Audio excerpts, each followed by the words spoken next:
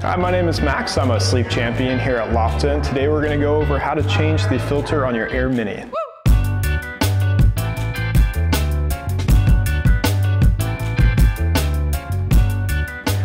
On the side of the device, you'll find a little plastic door with some holes in there. It's an easy way to indicate where the filter is. You're just going to hold it in the palm of your hand like this, take your thumb, press down, and it slides right off. You can then just remove the filter from inside, grab your new filter, put it right back where the old one was, nice and snug in there, and just slide that door back on, just like that. You're all set. You got a new filter in your AirMini.